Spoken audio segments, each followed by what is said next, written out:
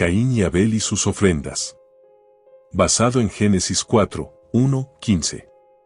Caín y Abel, los hijos de Adán, tenían caracteres muy distintos. Abel temía a Dios. Caín, en cambio, albergaba sentimientos de rebeldía y murmuraba contra Dios por causa de la maldición pronunciada sobre su padre y porque la tierra había sido maldita por su pecado. A estos hermanos se les había enseñado todo lo concerniente a la provisión hecha para la salvación de la raza humana. Se les requirió que pusieran en práctica un sistema basado en la humilde obediencia, que manifestaran reverencia hacia Dios y su fe y su dependencia en el Redentor prometido, por medio de la muerte de los primogénitos del rebaño y la presentación solemne de ellos junto con su sangre como holocausto ofrecido al Señor. Ese sacrificio los induciría a recordar siempre su pecado y al Redentor venidero, que habría de ser el gran sacrificio realizado en favor del hombre. Caín trajo su ofrenda a Dios mientras murmuraba y manifestaba infidelidad en su corazón con respecto al sacrificio prometido. No estaba dispuesto a seguir estrictamente el plan de obedecer y conseguir un cordero para ofrecerlo con los frutos de la tierra. Simplemente tomó lo de la tierra y pasó por alto el requerimiento de Dios. El Señor había hecho saber a Adán que sin derramamiento de sangre no hay remisión del pecado. Caín no se preocupó siquiera por llevar lo mejor de sus frutos. Abel aconsejó a su hermano que no se presentara delante del Señor sin la sangre de los sacrificios. Caín, puesto que era el mayor, no quiso escuchar a su hermano. Despreció su consejo, y con dudas y murmuraciones con respecto a la necesidad de las ofrendas ceremoniales, presentó su ofrenda. Pero Dios no la aceptó. Abel trajo los primogénitos de su rebaño, y de los mejores, como Dios lo había ordenado, y con humilde reverencia presentó su ofrenda con plena fe en el Mesías venidero. Dios la aceptó. Una luz procedente del cielo consumió la ofrenda de Abel. Caín no vio manifestación alguna de que la suya hubiera sido aceptada. Se airó con el Señor y con su hermano. Dios estuvo dispuesto a enviar a un ángel para que conversara con él. Este le preguntó por qué estaba enojado, y le informó que si obraba bien y seguía las indicaciones que Dios le había dado, el Señor lo aceptaría y apreciaría su ofrenda. Pero que si no se sometía humildemente a los planes de Dios, y no creía ni le obedecía, esta no podría ser aceptada. El ángel dijo a Caín que no había injusticia de parte de Dios, ni favoritismo por Abel, sino que como consecuencia de su propio pecado y desobediencia al expreso mandamiento del Señor, no podía aceptar su ofrenda, pero que si obraba bien sería aceptado por el Altísimo, y su hermano lo escucharía y él tomaría la delantera porque era el mayor. Pero aún después de haber sido fielmente instruido, Caín no se arrepintió. En lugar de censurarse y aborrecerse por su incredulidad, siguió quejándose de la injusticia y la parcialidad de Dios. Impulsado por sus celos y su odio contendió con Abel y lo cubrió de reproches. Este mansamente señaló el error de su hermano y le demostró que el mal estaba en él mismo.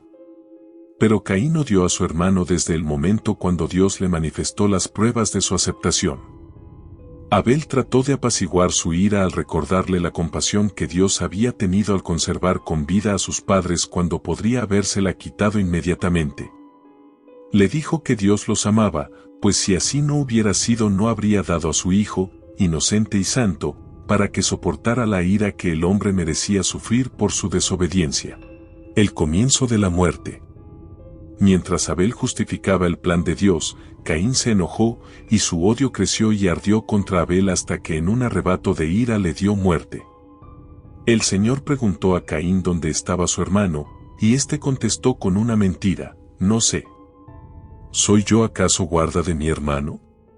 Dios le informó que estaba al tanto de su pecado, que conocía todos sus actos, hasta los pensamientos de su corazón, y le dijo: la voz de la sangre de tu hermano clama a mí desde la tierra. Ahora, pues, maldito seas tú de la tierra, que abrió su boca para recibir de tu mano la sangre de tu hermano. Cuando labres la tierra, no te volverá a dar su fuerza, errante y extranjero serás en la tierra. La maldición sobre la tierra fue al principio muy leve, pero entonces, después de la muerte de Abel, recayó sobre ella una doble maldición. Caín y Abel representan dos clases de personas, los justos y los impíos, los creyentes y los incrédulos, que debían existir desde la caída del hombre hasta la segunda venida de Cristo. Caín, que mató a su hermano Abel, representa a los impíos que tendrían envidia de los justos y los odiarían porque serían mejores que ellos. Sentirían celos de los justos y los perseguirían y matarían porque sus buenas obras condenarían su conducta pecaminosa. La vida de Adán fue una vida de tristeza, humildad y continuo arrepentimiento.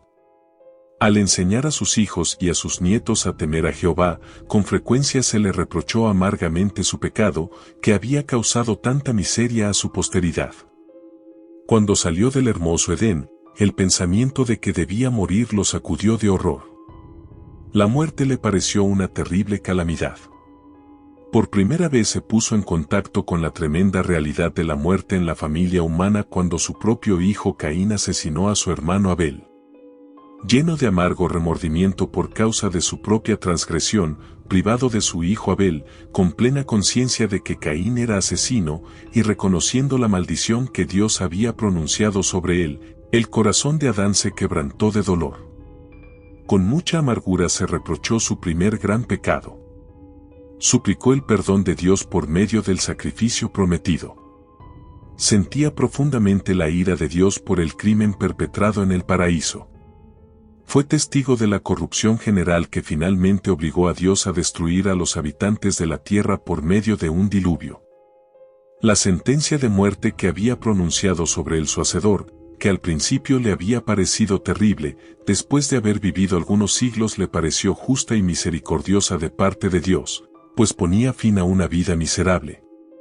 Cuando Adán vio las primeras señales de decadencia en la naturaleza, cuando cayeron las hojas y se marchitaron las flores, se lamentó mucho más de lo que los hombres en la actualidad se lamentan por causa de sus muertos. Las flores marchitas no eran la mayor causa de su pena, por ser más tiernas y delicadas, sino los altos, nobles y robustos árboles que perdían sus hojas y se deterioraban. Eran para él un preanuncio de la destrucción general de la hermosa naturaleza que Dios había creado para que beneficiara especialmente al hombre. A sus hijos y a los hijos de ellos, hasta la 9ª generación, les describió las perfecciones de su hogar en el Edén y también su caída y sus terribles resultados, y la carga de pesar que le sobrevino como consecuencia de la escisión que se produjo en su familia y que desembocó en la muerte de Abel. Les mencionó los sufrimientos que Dios había permitido que cayeran sobre él para enseñarle la necesidad de adherirse estrictamente a su ley. Les declaró que el pecado sería castigado en cualquiera de sus manifestaciones. Les suplicó que obedecieran a Dios, quien sería misericordioso con ellos si lo amaban y lo temían. Los ángeles se comunicaron con Adán después de su caída y le informaron acerca del plan de salvación y de que la raza humana no estaba fuera del alcance de la redención. A pesar de la terrible separación que se había producido entre Dios y el hombre, se había hecho provisión en la ofrenda de su amado Hijo, por medio de quien éste podía ser salvo. Pero su única esperanza era vivir una existencia de humilde arrepentimiento y fe en la provisión hecha. Todos los que aceptaran a Cristo como su único Salvador gozarían de nuevo del favor de Dios por medio de los méritos de su Hijo.